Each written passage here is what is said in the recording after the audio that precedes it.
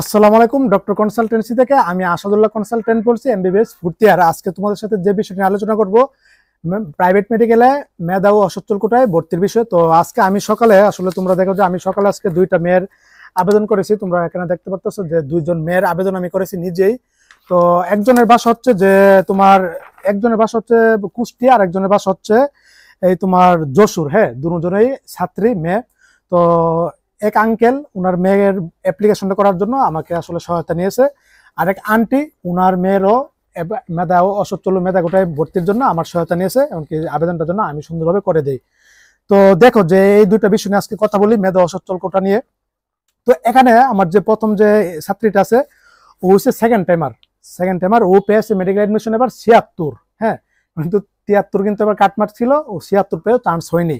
তখন 76 পেয়ে merit score হয়েছে 173, আর মেরিট পজিশন হয়েছে 5622। হ্যাঁ, এই সেকেন্ড টাইমার যে মেয়েটা। তো দ্বিতীয় যে মেয়েটা আছে আমার যে ছাত্রীটা, এটা হচ্ছে বাসা হচ্ছে যশোর। তো ও হচ্ছে ফার্স্ট টাইমার ছিল, ও স্কোর পেয়েছে 73.25, মেরিট স্কোর 173.25, আর মেরিট পজিশন হচ্ছে 5580। দেখো, ও 73 পেয়ে হয়ে গেছে 5580, আর ও 76 পেয়ে হয়েছে 5622। বিষয়টা বুঝতে পারছো? কাট মার্কের জন্য কিছু কয়েকটা মার্কের ব্যবধানের জন্য কত দূরে চলে যায়। তো ও হচ্ছে ফার্স্ট টাইমার ছিল, হ্যাঁ, যে হচ্ছে 5880, আর যে 76 পাইও 5622, সে কিন্তু সেকেন্ড টাইমার। এখন এখানে কিছু বিষয় তোমাদেরকে বলি। এই যে সেকেন্ড টাইমের ছাত্রীটা, ও গতবারও মেডিকেল এডমিশন দিয়েছিল, এমনকি সেখানে 6000 পজিশন হয়েছিল। 6000 মেডিকেল এডমিশনে 6000তম হয়েছিল। এমনকি মেধা ও অসচ্ছল কোটায় আবেদন করে, কিন্তু অনলাইন থেকে বাতিল হয়ে যায়, অনলাইনে সিলেক্ট হয়নি। বুঝতে পারছো? ওর আব্বুর সাথে আমার কথা হয়েছে। ওরা তো বিষয় হচ্ছে যে দেখো কেন সিলেক্ট হয়নি, এত ভালো পজিশন থাকা সত্ত্বেও, অথচ 6000, 6500, 7000, 8000, 9000 থেকে চান্স পাই যারা, সবাই তো আর চান্স পায় না। তো বিষয় হচ্ছে ও যে এখানে যে ক্রাইটেরিয়া আছে মেধা অসচ্ছল কোটার, এগুলি ও বুঝতে পারেনি, ভুলভাল দিয়েছে। অনেক ক্রাইটেরিয়া ওর কিন্তু পূরণ, অনেক ক্রাইটেরিয়াগুলি ওদের আছে, কিন্তু থাকা সত্ত্বেও ও না দিয়েছিল। তো ওই জিনিসগুলি ইয়েস দিলে, এখানে তোমরা জানো যে 5টা ক্রাইটেরিয়া আছে, আর হচ্ছে বাৎসরিক ইনকাম, স্থাবর সম্পত্তি, এগুলি আছে। মোটমাট 7টা ক্রাইটেরিয়া তোমার ফিল আপ করা লাগে। তো এই জিনিসগুলো বুঝতে পারেনি তখন, এই মিস্টেকের কারণে কিন্তু এগুলি কিন্তু মার্ক আছে। অসচ্ছল কোটা থেকে 40 মার্ক আছে, তারপরে সে মেরিট স্কোর থেকে তো 60% মার্ক আছে, তারপর কিন্তু বাইবাতে সিলেক্ট হয়নি, কোনো মেডিকেল সিলেক্ট হয়নি। অথচ আমার আরেক স্টুডেন্ট 9700 পজিশন থাকা সত্ত্বেও ঢাকার একটা ভালো একটা মেডিকেল, টপ মেডিকেলে চান্স পেয়েছিল গতবার। তো এবার আমার দ্বারা এই আঙ্কেল আবেদনটা করিয়েছে, যাতে সুন্দরভাবে আবেদনটা করে দেয়, এমনকি ওনাকে সবকিছু পাঠিয়ে দিয়েছি আবেদন করার পরে। আর এটা হচ্ছে সেকেন্ড টাইমের বিষয়টা ছিল, বুঝছো? এখানে কিন্তু আবেদন করাটা খুবই গুরুত্বপূর্ণ। হ্যাঁ, না, এগুলো কিন্তু খুবই সতর্কতার সহিত দিতে হবে। এগুলি দেখছে যে গতবার করছিল, সবগুলি না না দিয়েছিল, বুঝতে পারছে না, ভাবছে এগুলি কোনো কিছু মার্ক নাই অথবা স্কোর নাই। আজকে একটা মেয়ে আমাকে ফোন দিছে, ভালো পজিশন, কিন্তু কোনো বুঝে না, কিন্তু এগুলি নাকি আবেদনের সময় সবগুলি ইয়েস দিয়া, মানে না দিয়া দিছে, তোমরা অনলাইন থেকে বাতিল হয়ে যাবে। এরকম অনেকে তোমরা ভুলভাল করো। আর যে ফার্স্ট টাইমার যে মেয়েটা, ও তো ফার্স্ট টাইমার, মোটামুটি সবকিছু ক্রাইটেরিয়া আছে, মোটামুটি কার্ডমার্ট অনেক কিছু ক্রাইটেরিয়া আছে। ইনশাল্লাহ আশা করি আমার দুজন স্টুডেন্ট ইনশাল্লাহ ভাইভাতে সিলেক্ট হয়ে যাবে, ইনশাল্লাহ ভাইভা তো ডাক পাবে। তো এখন বিষয় হচ্ছে যে সেকেন্ড টাইমারের বেশি প্রাধান্য পাবে নাকি ফার্স্ট টাইমার প্রাধান্য পাবে। ফার্স্ট টাইমার 73 পায়ে ওর পজিশন 5580, আর ও 76 পেয়েও পজিশন হয়েছে 5622। তাহলে এখানে কে বেশি আগে প্রাধান্য পাবে? ভাইভা বোর্ডে অনলাইন থেকে তো সিলেক্ট ইনশাল্লাহ হয়ে যাবে, যেভাবে দিচ্ছে। এখন ভাইভা বোর্ডে সেকেন্ড টাইমারদের বেশি প্রাধান্য দেওয়া হয়, বুঝতে পারছো? কারণ সেকেন্ড টাইমার মার্ক থাকে প্রচুর। দেখো, ও কিন্তু 76 তুলছে, আর ও 73.25। তার মানে সেকেন্ড টাইমারদের ভাইভা বোর্ডে প্রাধান্যটা বেশি দেয়, বুঝছো? মানে ওরা কষ্ট করছে, পরিশ্রম করছে, সেকেন্ড টাইম দিয়েও যেখানে সরকারি মেডিকেলে ওর চান্স প্রকৃতিপক্ষে হয়ে গেছে, তারপরে ও হতে পারেনি ভর্তি। তারপরে ও সেকেন্ড টাইমের মতো ভাইভা বোর্ডে সেকেন্ড টাইমারদের বেশি একটা প্রাধান্য দেখি। ফার্স্ট টাইমারও দেয়, সমস্যা নেই, পজিশনটাও ফ্যাক্ট আছে, এখানে আর্থিক ক্রাইটেরিয়াগুলিও ফ্যাক্ট আছে, সবগুলি ফ্যাক্টর জড়িত আছে একসাথে, বুঝতে পারছো? তো এই হচ্ছে হিসাব। যারা ফার্স্ট টাইমার আসো, ওরা আবার সেকেন্ড টাইম অপশন থাকে মেডিকেল এডমিশন দেওয়ার। তো ফার্স্ট টাইমারও চান্স হয়, সেকেন্ড টাইমারদেরও চান্স হয়, বুঝছো? মেধা অসচ্ছল কোটায়।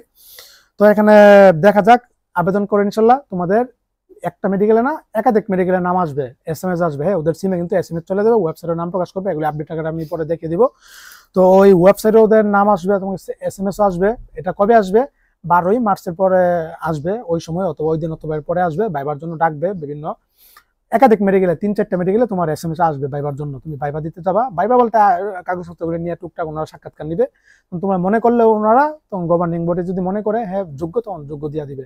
এগুলো কিছু লবিং হয়, কিছু সব মেডিকেল না, কিছু মেডিকেলে কি করে যারা সিট একটু লিঙ্ক টিঙ্ক দইরা টইরা টাকা মাকা দিয়ে এই সিটগুলি মোটামুটি কনফার্ম রাখে, বুঝছো। অনেক মেডিকেল আছে অনেক লোভী, বুঝছো, টাকা দিয়ে সবকিছু এগুলি বিক্রি করে, দেখি টাকা দিয়ে তোমরা স্টুডেন্ট সরাসরি গিয়ে টাকা সাজেস্ট করলো, অথবা মা বাবা সরাসরি মেডিকেল করতে হবে টাকা সাজেস্ট করলে জীবনও হবে না, বুঝছো না। এগুলো অন্য টাইপের বিভিন্ন লোক টোক দূরে টুরে সিস্টেম করে, কিন্তু প্রকৃতও কিন্তু চান্স হয়, ধরো প্রকৃতপক্ষে বহুত চান্স হয়, একদম রিয়েল পক্ষে খাঁটি পক্ষে টাকা দিয়ে কিছু মেডিকেল এগুলি করে, বুঝছো। এগুলি যখন অটোমেশনের আগে করছে, অটোমেশনের সময় করে, যেহেতু ভাইবা বোর্ডের সম্মুখীন হওয়া লাগতেছে, তারপরেও কিন্তু এখানে কোনো সিস্টেম নাই, টাকা দিয়ে একবার কাজ হবে না। এগুলি কাগজপত্রগুলি কিন্তু মোটামুটি আবার ডিজে অফিস সম্মত জমা দেওয়া লাগে, তারপরে যারা সিলেক্ট করলে এগুলি কিন্তু আবার যাচাই মাচাই করা হবে। আর ভেরিফিকেশন যে বিষয়টা, আসলে তোমার বাসায় যে দেখবে এগুলি কিছুই না, বুঝছো। মেডিকেলে তো সময় আছে, আজ পর্যন্ত আমার জানা তো এরকম কোনো হয়নি, বুঝছো। আর ভাইবা বোর্ডে প্রশ্ন আমরা কিছু করবো না, টুকটাক এই কেন ডাক্তার বা কি লেনদেন, এগুলি আগের ভিডিওতে বলছি আমি। তো যারা মেধা ও অসচ্ছল কোটে আবেদন করে ফেলছে, করতে পারো, সমস্যা নাই। এখানে অনেকে প্রশ্ন হচ্ছে যে ভাই অসচ্ছল মেধা কোটে আবেদন করে ফেলছি, কিন্তু এখন আমি চাচ্ছি যে এডিট করার জন্য, আমি কিভাবে এডিট করব। যদি পেমেন্ট না করে থাকো তখন আবার আবেদন করতে পারবা, পেমেন্ট করলে কোনোটা আবেদন করতে পারবে না, অসচ্ছল মেধা কোটাতেও না, জেনারেল কোটাতেও না। আরেকটা যে বিষয় সেটা হচ্ছে যে মেডিকেল সিলেকশনটা খুবই মোস্ট ইম্পর্টেন্ট। তুমি তোমার সিরিয়াল অনুসারে, তোমার সিরিয়াল হচ্ছে 6000, 6500, 7000, তুমি যদি টপ মেডিকেল রাখো আগে, তাহলে কি হবে, তাহলে তোমাদের টানবে কোনো না কোনো মেডিকেলে, কিন্তু ওই একটু সিস্টেম করে আবেদন করবা যে কোন মেডিকেল আমার 100% হয়ে যাবে। অনলাইন থেকে মোটামুটি সিলেক্ট হওয়ার পরে ওইখানে ভাইবাতে আমাকে নিয়ে নিবে, কোনো ঝামেলা টামেলা করবে না, ওইসব মেডিকেল আগে রাখো, এগুলো হয়ে যাবে, যাই ঝামেলা কম, বুঝতে পারছো। ডাকারগুলি অনেক যাই ঝামেলা করে, বুঝছো না। এগুলি ওনাদের লোক টোক অথবা ইয়াটিয়া টাকা পয়সা দিয়ে এগুলি আগে থেকে সেটেল করে রাখে কি। আর সমস্যা নাই, ইনশাল্লাহ হয়ে যাবে। মেধা গোটাই প্রকৃতপক্ষে অনেক স্টুডেন্ট চান্স পাই, ভরসা রাখো, হয়ে যাবে ইনশাল্লাহ। আল্লাহকে ডাকো, পরিশ্রম করছো, চেষ্টা করছো, দ্বিতীয় একটা সুযোগ আছে ডাক্তার হওয়ার ফ্রিতে। এমনকি আরেকটা কথা বলে রাখি যে প্রাইভেট মেডিকেলে তো স্বাস্থ্যসাথীতে তুমি ফ্রিতে ডাক্তার হওয়ার সুযোগ আছে, মেধা ও অসচ্ছল কোটায় ডেন্টালও কিন্তু সুযোগ আছে, এবার কিন্তু নতুন নিয়ম করছে, হ্যাঁ। আর অসচ্ছল মেধা ওটা আরেকটা ভিডিও তৈরি করছিলাম, তোমরা দেখছো যে এখানে মুক্তিযুদ্ধ কোটা কিন্তু ঢুকে দিছে, হ্যাঁ। মুক্তিযুদ্ধ আলাদা কিন্তু 5% সিট না, এই বেটা 100টা সিট আছে, এখান থেকে 5% হচ্ছে মেধা অসচ্ছল কোটায়, 5%-এ প্রায় 5 জন স্টুডেন্ট চলে যাবে 100টা সিট থাকলে। আবার মুক্তিযুদ্ধের কোটা এখানে ঢুকে দিবে 5%-এ, আবার 5 জন নিয়ে নিবে, 10 জন স্টুডেন্ট ফ্রিতে নিয়ে নিবে। 1 কোটি টাকা, 1 কোটি না 2 কোটি টাকা, একটা মেডিকেল স্টুডেন্ট ভর্তিতে প্রায় 21 লক্ষ টাকা নেয় ইন্টার্নি সহ। 5 জন স্টুডেন্ট এখানে হয়ে যাচ্ছে 1 কোটি টাকা, 10 জনে 2 কোটি টাকা, 2 কোটি টাকা তোমার ইয়া করবে, 10 জনকে ফ্রি দিবে। এটা না, মূলত যে 5% সিট আছে এখান থেকেই মুক্তিযুদ্ধদের রাখতে হবে, এটা হচ্ছে নিয়ম, হচ্ছে আলাদা কোনোভাবেই সম্ভব না। তো এই ছিল বিস্তারিত, পরবর্তী আরো যার জানা থাকলে আমাকে জানাতে পারো, হোয়াটসঅ্যাপ নাম্বার ডিসপ্লেতে দেওয়া আছে, যোগাযোগ করতে পারো। আর আজকে অনেকে, একজন এসআই ফোন দিয়েছে, ওনার ছেলে মেধা কোটার আবেদন করেছে, আর একজন অ্যাডভোকেটও আজকে আঙ্কেলে ফোন দিয়েছিল ওনার ছেলের মেধা ও অসচ্ছল কোটায় আবেদন করার ক্ষেত্রে। যা আরো অনেক উচ্চ পর্যায়ের বাংলাদেশ ব্যাংকের, তারপরে যে তোমার বিভিন্ন সেনাবাহিনীর মেজর, এমনকি বিভিন্ন অধ্যাপক, তারপরে প্রফেসর স্যার, ডাক্তার, ইঞ্জিনিয়ার, উচ্চ পর্যায়ের লোকেরা দেখলাম মোটামুটি আমাকে ফোন দিচ্ছে তথ্য জানার জন্য, পরামর্শ জানার জন্য। তাছাড়া সাধারণ মানুষ যারা আছে, অভিভাবক, মা বাবা, শিক্ষক শিক্ষিকা, সব ধরনের মানুষ কিন্তু মোটামুটি পরামর্শ দিচ্ছি, সঠিক একটা ধারণা দিতেছি, হ্যাঁ। আর যারা জেনারেল কোটায় ভর্তি হবা, এটা তো আমি পরবর্তী আস্তে আস্তে ভিডিও আরো দিব, আর অনেক কন্টেন্ট দিব আমি। সবাই ভালো থাকো, সুস্থ থাকো। আসসালামু আলাইকুম ওয়া রাহমাতুল্লাহি ওয়া বারাকাতুহু।